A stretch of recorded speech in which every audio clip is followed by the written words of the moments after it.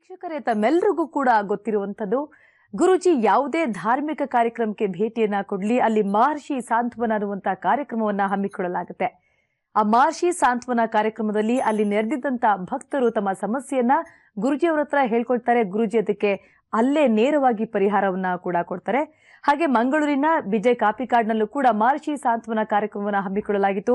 ಅಲ್ಲೂ ಕೂಡ ಅನೇಕ ಭಕ್ತರು ತಮ್ಮ ಸಮಸ್ಯೆಯನ್ನ ಹೇಳ್ಕೊಂಡು ಗುರುಜಿಯವರಿಂದ ಪರಿಹಾರವನ್ನು ಕೂಡ ಪಡ್ಕೊಂಡ್ರು. ಬನ್ನಿ ಅದನ್ನ ನೋಡೋಣ. ಶ್ರೀ ಗುರುಭ್ಯೋ ನಮಃ. ಹರಿ ಓಂ. ಶುಕ್ಲಾಂಬರಧರಂ ವಿಷ್ಣುಂ ಶಶಿವರ್ಣಂ ಚತುರ್ಭುಜಂ ಪ್ರಸನ್ನವದನಂ ಧ್ಯಾಯೇ ಸರ್ವವಿಘ್ನೋಪಶಾಂತಯೇ. ಅಗಜಾನನ ಪದ್ಮಾರ್ಗಂ ಗಜಾನನ ಮಹರ್ನಿಶಂ ಅನೇಕದಂತಭಕ್ತಾನಾಂ ಏಕದಂತಮುಪಾಸ್ಮಹೇ.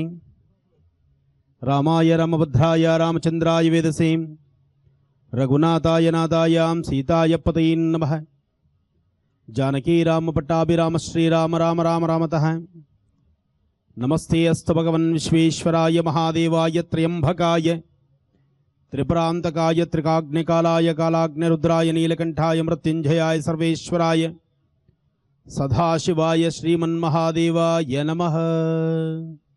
ಶ್ರೀ ಗುರು ವೈದ್ಯನಾಥೇಶ್ವರ ದೇವಿ ಚಾಮುಂಡೇಶ್ವರಿಯ ದೇವಸ್ಥಾನದ ಈ ಒಂದು ಸಾನ್ನಿಧ್ಯದಲ್ಲಿ ಭಗವದ್ಭಕ್ತರು ನಿನ್ನೆಯಿಂದ ಸಾಕಷ್ಟು ಭಕ್ತಿ ರೂಪವಾಗಿ ಭಕ್ತಿ ಪ್ರಧಾನವಾದಂತಹ ಈ ಕಾರ್ಯಕ್ರಮದಲ್ಲಿ ತಾವೆಲ್ಲರೂ ಸಹಿತ ಭಾಗವಹಿಸಿದ್ದೀರಿ.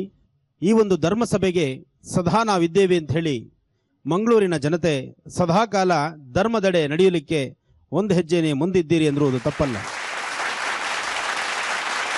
ಧರ್ಮೋ ರಕ್ಷಿತಿ ರಕ್ಷಿತಃ. ಧರ್ಮ ರಕ್ಷಣೆ ಬೇಕು, ಧರ್ಮನ ಸಂರಕ್ಷಿಸಬೇಕು.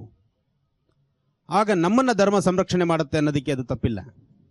ನಾನು ಸಾಕಷ್ಟು ಭಾಗಗಳಲ್ಲಿ ಉತ್ತರ ಕರ್ನಾಟಕ, ದಕ್ಷಿಣ ಕರ್ನಾಟಕ, ಇನ್ನು ಹಲವಾರು ಕಡೆ ಪ್ರಯಾಣವನ್ನು ನಾವು ಬೆಳೆಸ್ತಾನೆ ಇರ್ತೀವಿ. ಅಲ್ಲೂ ಮಹರ್ಷಿ ಸಾಂತ್ವನ ಅಂತಕ್ಕಂಥ ಕಾರ್ಯಕ್ರಮವನ್ನು, ಅಥವಾ ವಿದ್ಯಾರ್ಥಿಗಳಿಗಾದರೆ ಅರಿವಿನ ದರ್ಪಣ ಅಂತಕ್ಕಂತಹ ಕಾರ್ಯಕ್ರಮವನ್ನು, ಮೇಲಿಂದ ಮೇಲೆ ಕಾರ್ಯಕ್ರಮಗಳನ್ನು ನಡೆಸ್ತಾನೆ ಇರ್ತೀವಿ. ಅದು ಪ್ರತಿ ಶನಿವಾರ ನಮ್ಮ ಜೀ ಕನ್ನಡ ವಾಹಿನಿಯಲ್ಲಿ ಪ್ರಸಾರವಾಗ್ತಕ್ಕಂಥದ್ದನ್ನು ತಾವೆಲ್ಲರೂ ನೋಡಿದ್ದೀರಿ.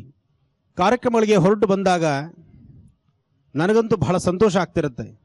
ನಿಮಗೆ ಅಕ್ಕ ತಂಗಿಯರು ಎಷ್ಟು ಜನ ಅಂದರೆ ಒಬ್ಬರೋ ಇಬ್ಬರೋ ಅಂತ ಹೇಳ್ಬೋದು ನೀವು. ಆದರೆ ಆನಂದ್ ಗುರುಜಿಯವರ ಅಕ್ಕ ತಂಗಿಯರು, ಬಾಂಧವರು, ಅವರ ಕುಲಬಾಂಧವರು ಅಥವಾ ಅಣ್ಣ ತಮ್ಮಂದರು ಅವರ ಹತ್ತಿರದ ಎಷ್ಟು ಜನ ಇದ್ದಾರೆ ಅಂತ ಕೇಳಿದ್ರೆ ರಾಜ್ಯದಾದ್ಯಂತ ಇರತಕ್ಕಂತಹ ಎಲ್ಲರೂ ನನ್ನ ಅಕ್ಕ ತಂಗಿಯರೇ, ಎಲ್ಲರೂ ನನ್ನ ಅಣ್ಣ ತಮ್ಮಂದಿರೇ ಅಂತ ನಾನು ಹೇಳ್ತೇನೆ. ಈ ಭಾಗದಲ್ಲಿ ನಾನು ನಡ್ಕೊಂಡು ಹೋಗುವಾಗ ತಂದೆ ಹತ್ರನೋ ಅಥವಾ ಅವರ ಅಣ್ಣನ ಹತ್ರನೋ ಅಥವಾ ಅವರ ತಮ್ಮನ ಹತ್ರನೋ ಆ ಕಷ್ಟವನ್ನು ತಡಿಲಿಕ್ಕೆ ಆಗದಿರ ಆ ಕಷ್ಟವನ್ನು ಕಣ್ಗಳಲ್ಲಿ ತೋರಿಸಿ ಕಣ್ಣುಗಳಲ್ಲಿ ನೀರು ಸುರಿಸುವಂತಹ ಕಾಲ ನೋಡಿದಾಗ ನಿಜಕ್ಕೂ ಕರಳು ಕಿವುಚುತ್ತೆ. ಕಲಿಯುಗ ಇದು. ಈ ಕಲಿಯುಗದಲ್ಲಿ ಕಲಿದೇ ಅಟ್ಟಹಾಸ. ಕಲಿಪುರುಷನ ಅಟ್ಟಹಾಸವನ್ನು ಯಾರೂ ಮುರಿಲಿಕ್ಕಾಗೋದಿಲ್ಲ. ಹಾಗೆ ನಮ್ಮ ಕರ್ಮದ ಫಲಗಳು, ನಮ್ಮ ಪ್ರಾರಬ್ಧ ಕರ್ಮದ ಕಲ, ಆ ಪ್ರತಿ ಕ್ಷಣವೂ ಸಹಿತ ಪ್ರಾರಬ್ಧ ಕರ್ಮ ಅಂತಕ್ಕಂಥದ್ದು ನಮ್ಮ ಮೇಲೆ ಅಟ್ಟಹಾಸವನ್ನು ಮೆರೀತಿರುತ್ತೆ. ಆದರೆ ಇಂತಹ ಅಟ್ಟಹಾಸವನ್ನು ಮುರಿಬೇಕಾದ್ರೆ ಒಂದು ಭಗವತ್ ಸಾನ್ನಿಧ್ಯದ ಭಗವಂತನ ವಿಶೇಷವಾದಂತಹ ಅನುಷ್ಠಾನ ಒಂದೇ ದಾರಿದೀಪವಾಗ್ತಕ್ಕಂಥದ್ದು. ಅಂತಹ ಭಗವಂತನ ಸಾನ್ನಿಧ್ಯದಲ್ಲಿ ಇವತ್ತು ನಾವಿದ್ದೇವೆ. ಸಾಕಷ್ಟು ಜನ ಹೆಣ್ಣು ಮಕ್ಕಳು ಕಣ್ಣಂದೀರು ಹಾಕಿದ್ರಿ. ನಿಜಕ್ಕೂ ಆ ಕ್ಷಣ ಬಹಳ ನೋವಿನ ಸಂಗತಿ. ಸಮಸ್ಯೆ ಇಲ್ಲದವ್ರು ಯಾರೂ ಇಲ್ಲ, ಎಲ್ಲರಿಗೂ ಸಮಸ್ಯೆ ಇದೆ. ಆದರೆ ಕೆಲವರಿಗೆ ತಡೆಯೋ ಶಕ್ತಿ ಇರುತ್ತೆ, ಕೆಲವರಿಗೆ ತಡೆಯೋ ಶಕ್ತಿ ಇರಲ್ಲ. ತಡೆದು ರೋಸ್ಗೆದ್ದು ಆಗದೇ ಇಲ್ಲಪ್ಪ ಅಂದಾಗ ಮಾತ್ರ ಕಣ್ಣಂದೀರು ಬರುತ್ತೆ. ಆದರೂ ಸಹಿತ ಸಮಸ್ಯೆಗಳಿಗೆ ಒಂದಿಷ್ಟು ಪರಿಹಾರ ಬೇಕೇ ಬೇಕು. ನಮ್ಮ ಇವತ್ತಿನ ಕಾಲಧರ್ಮದಲ್ಲಿ ಪ್ರತಿಯೊಬ್ಬರೂ ಸಹಿತ ಹಿಂದೆ ಸಾಕಷ್ಟು ಭಯ, ಭಕ್ತಿ, ಪ್ರೀತಿ, ವಿಶ್ವಾಸ, ದೇವರು, ಪೂಜೆ, ಪುನಸ್ಕಾರ ಇದೆಲ್ಲದರ ಬಗ್ಗೆ ಬಹಳಷ್ಟು ಅರಿವಿತ್ತು. ಮಧ್ಯದಲ್ಲಿ ಸ್ವಲ್ಪ ದಿನ ಎಲ್ಲವೂ ಸಹಿತ ತನಗೆ ತಾನಾಗೇ ಸೈಲೆಂಟ್ ಆಗಿಬಿಡ್ತು, ತಲೆಬಗ್ಗಿಸ್ತು. ಆದರೆ ಈಗ ಪುನಃ ಅದು ಮರುಕಳಿಸಿದೆ.